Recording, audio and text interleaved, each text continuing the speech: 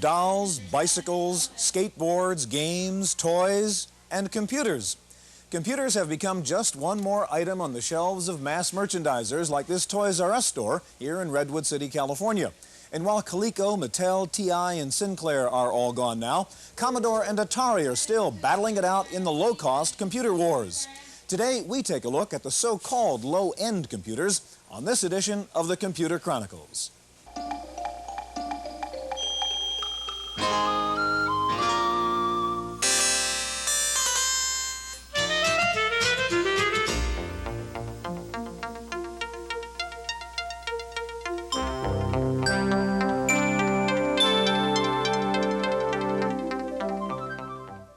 The Computer Chronicles is brought to you in part by McGraw-Hill, publishers of Popular Computing, the magazine that gives readers an understanding of the technology and applications of microcomputers and software in office, home, and classroom.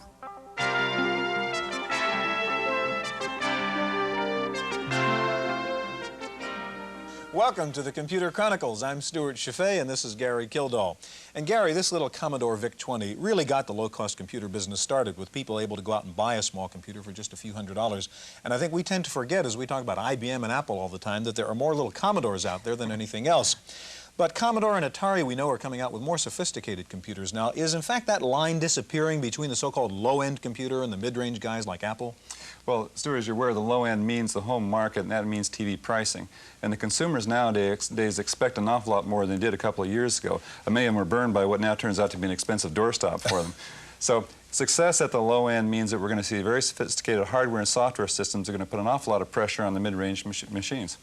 And when we talk about the low end today, that really means Commodore and Atari. And when we talk about Commodore and Atari, that means Jack Tramiel, the king of the low-cost computers. We'll get to meet Jack and talk to him and his son and find out what's happening at the new Atari. We'll go back to Pennsylvania and find out what's going on at the new Commodore.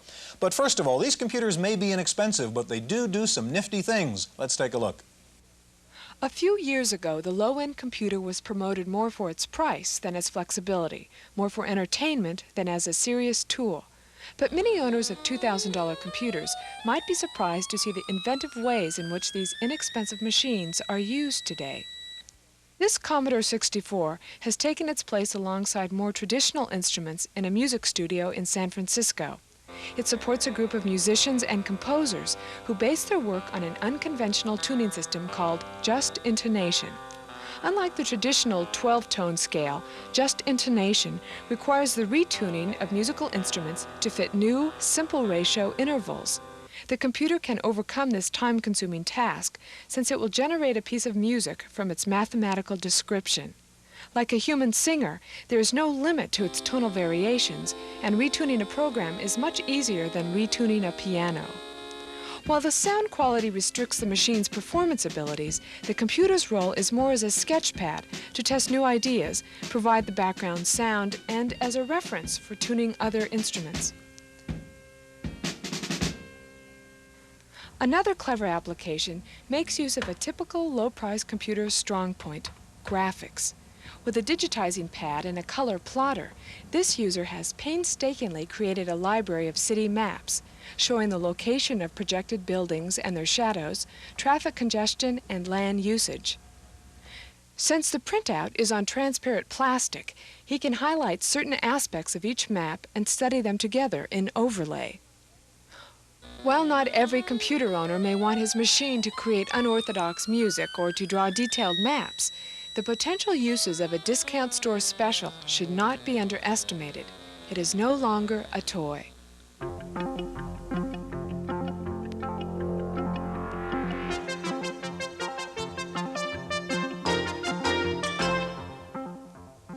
Joining us now is Leonard Tramiel. Leonard is Vice President for Software Development at Atari, and next to Leonard, his father, Jack Tramiel. Jack, Chairman and CEO of Atari, and formerly the President of Commodore.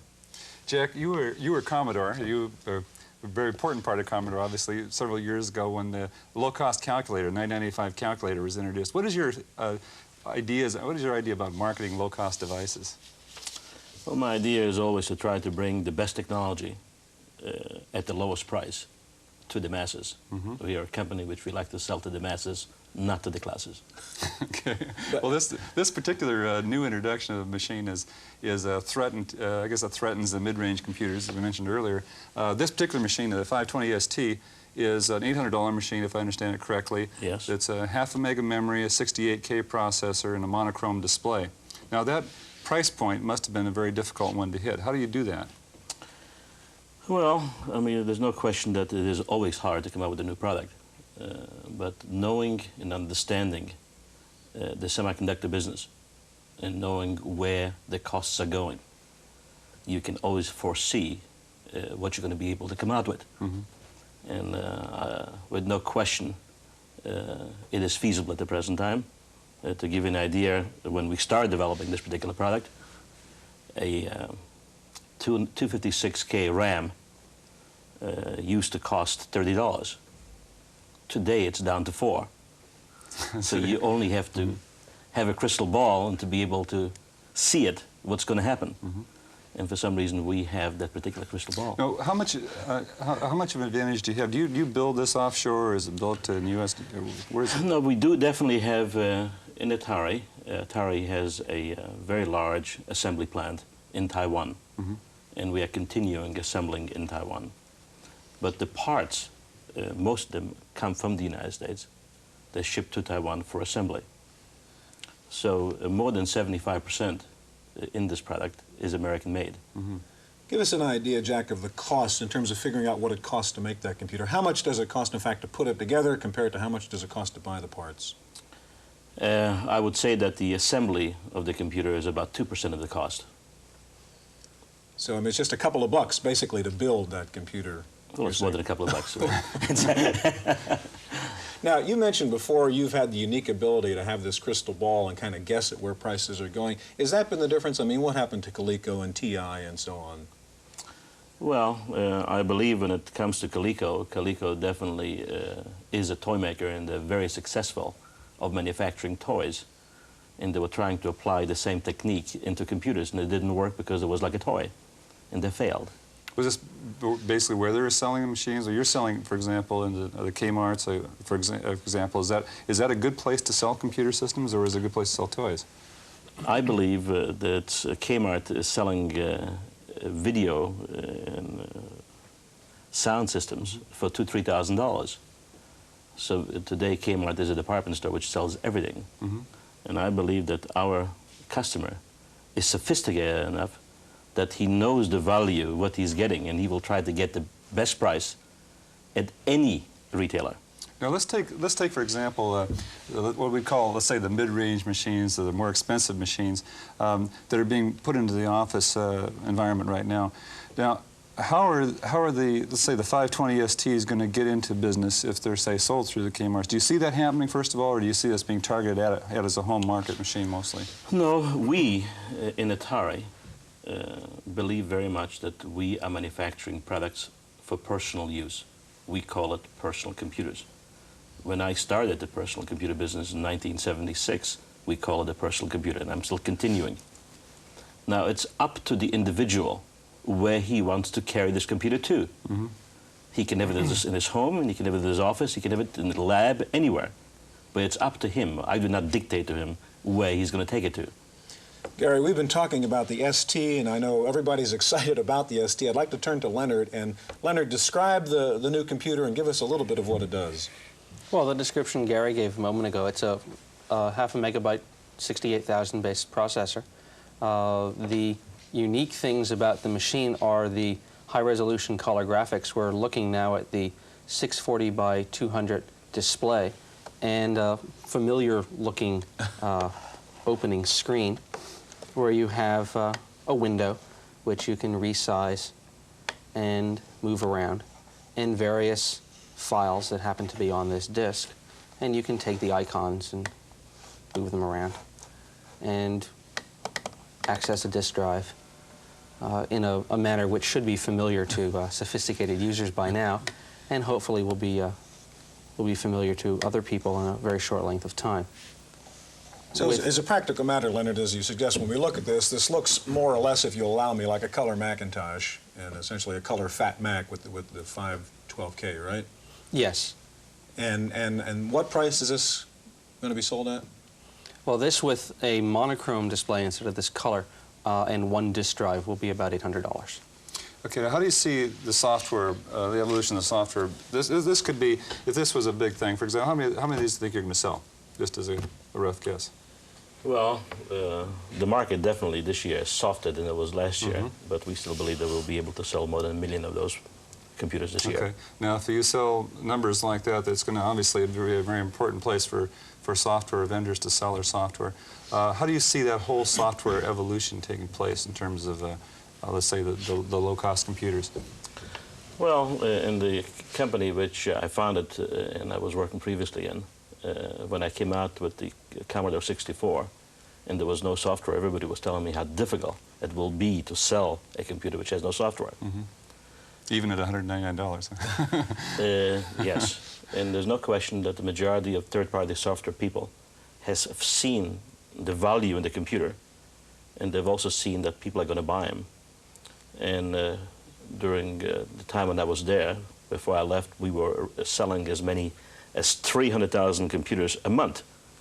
And with no question that Commodore today has one of the biggest libraries of software available. Now, but the Commodore 64, the C64, did take some time before that software really started to appear on the market. It must have been a year and a half. Year and a half. Okay. Right. Now, is there any way that you see that can be accelerated, say, with the 520, or is it just going to be a natural phenomenon? People are interested in the Mac-like interface, and as a result, we're going to see. I believe it's going to be faster because there are definitely many, many more software, third-party software houses out there. And there's quite a bit of software being written at the present time for the Mac.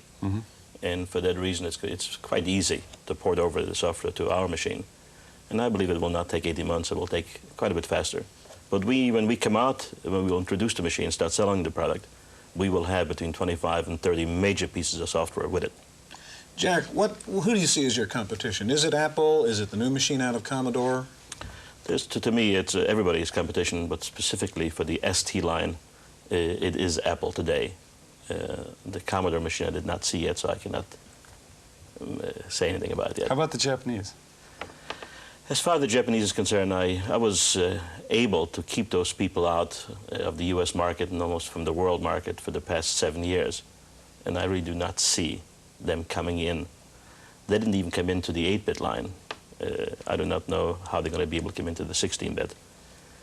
The Japanese are known to be able to be very strong competitors almost in every field, especially in electronics.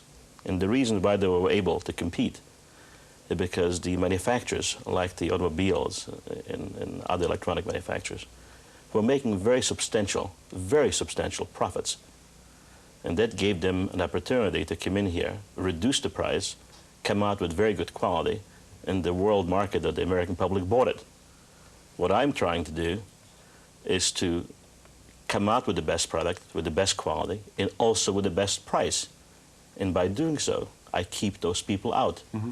And thanks God, I'm successful so far. Well, the C64 was definitely one of those devices that kept the Japanese machines out. No question about that.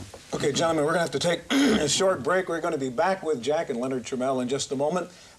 In just a moment, we're going to go to Westchester, Pennsylvania and see what's been happening at Commodore in the post-Tramiel era. So stay with us.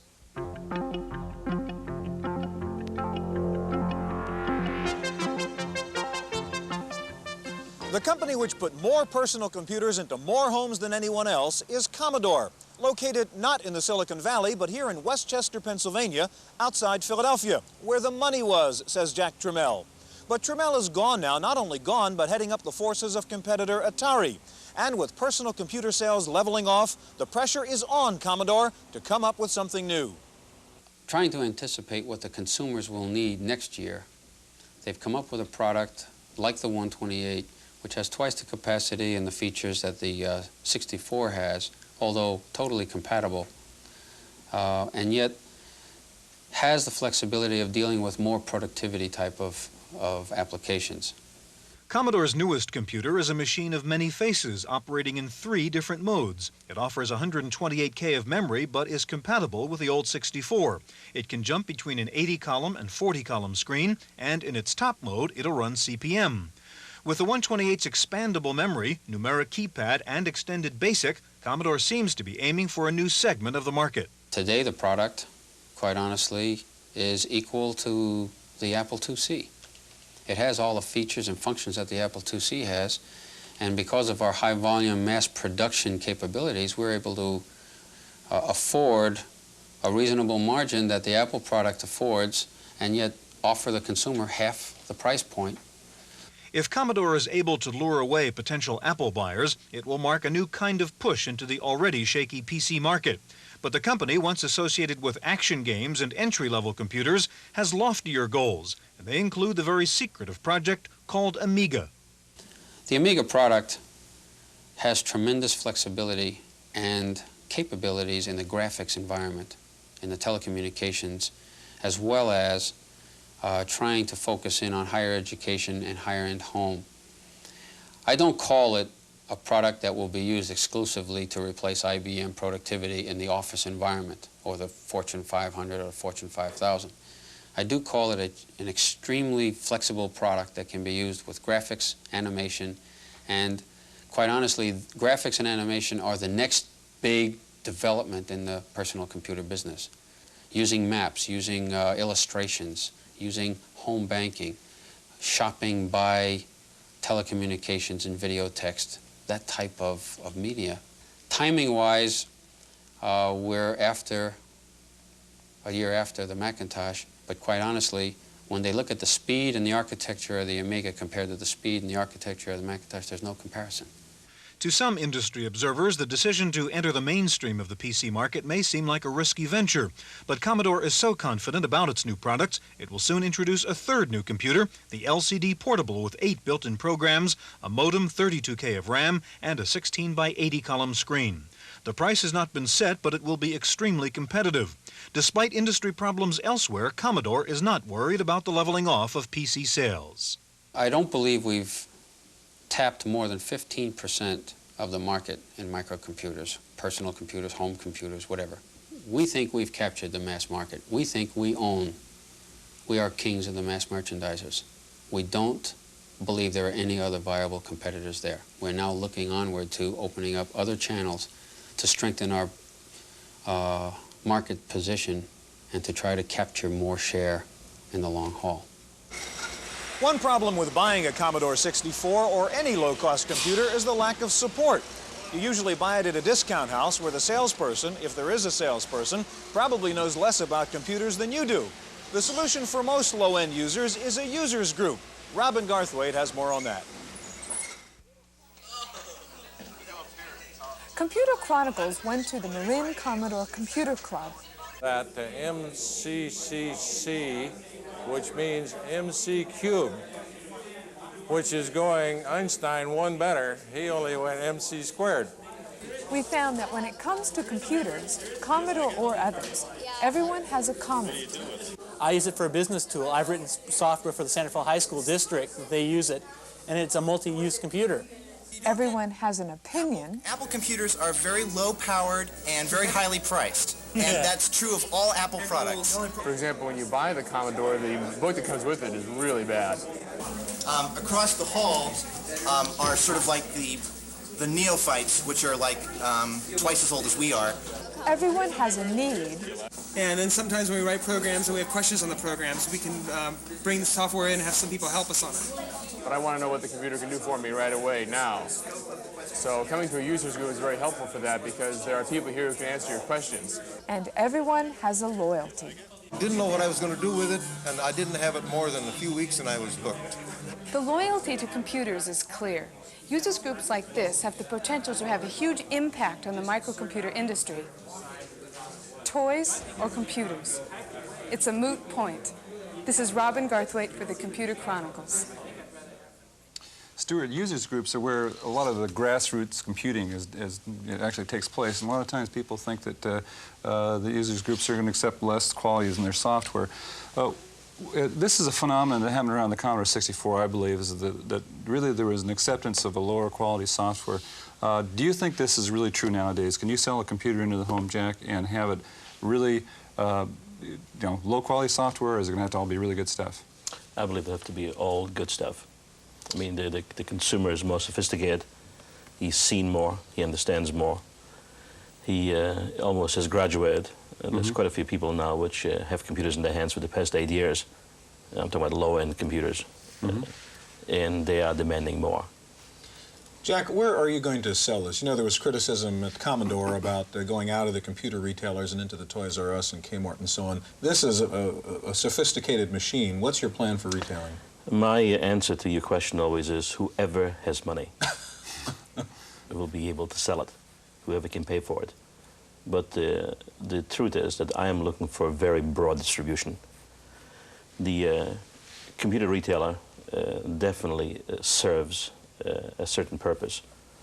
He holds hands with people, with business people and others which do not know how to operate a computer. We are selling this computer to people which have knowledge. We are selling it to the youth, to the people, to the kids from the age of 6 to 26, which were trained in school. They've learned computing. It is not strange to them. They know more about computers than the clerk which sells it to them. So for that reason, it can be sold almost anywhere.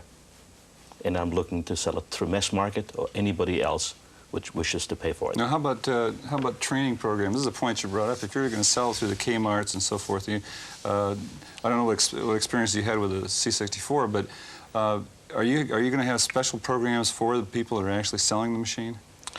We will have programs not only for the people which are selling the machine, but for the people which are buying the machine. We hope to be able to have programs right on a disk which they're going to be able to read off this particular new ST model, which is going to be very easy for them. The whole intention of coming out with the ST line was to make it a more powerful and an easier, a simpler machine to use. By having in this computer can actually teach the owner how it should be used. Okay, now this is a good point, because you're obviously targeting then, let's say, into the home market with a training program of that sort. What do you see as being really specifically different about home computing than, would say, a business-oriented computer? How can you make it successful in the home where, let's say, some other attempts have not been successful? This particular product, in my opinion, is a stronger product than the present IBM PC, which is being used in offices. So I believe by giving this computer into the hands of the youth, those are the kids which are growing up and going to be in the offices of the future. And if they can learn how to use it at home, right, they're going to be buying it in the future in the office. Do you see it as some of the directions that may be important is around educational use, for example? With no question. Education is going to be very important. We're going to have a number of different programs to the schools, starting almost immediately. Because we are now telling, and we will be telling the public and the educators that this is a 4th generation computer.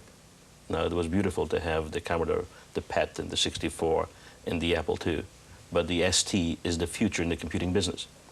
And it's important to teach the kids on today's computers, not on yesterday's computers. Gentlemen, we're out of time. Thanks very much for being here with us. Now, in the computer wars, we've got Commodore and Atari left. Our commentator, Paul Schindler, looks into his crystal ball to see who the winner will be in the end. Want to see a quick change? And if you think that was something, keep your eye on Atari. This company has the potential to be the most exciting thing that's happened to the computer market since the Apple Macintosh.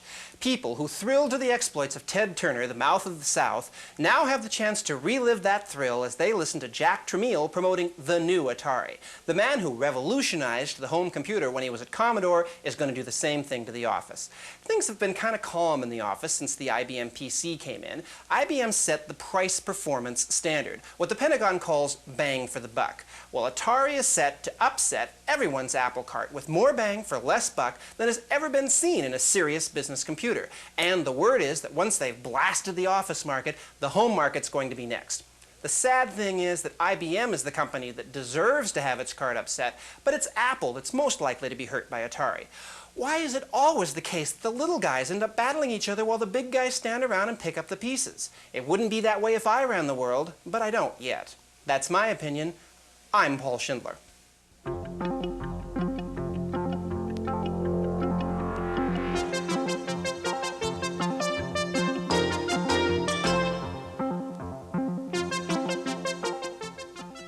In the Random Access file this week, you may have finished your income tax returns, but the Fed may be a little late in getting you your refund, due, of course, to computer problems.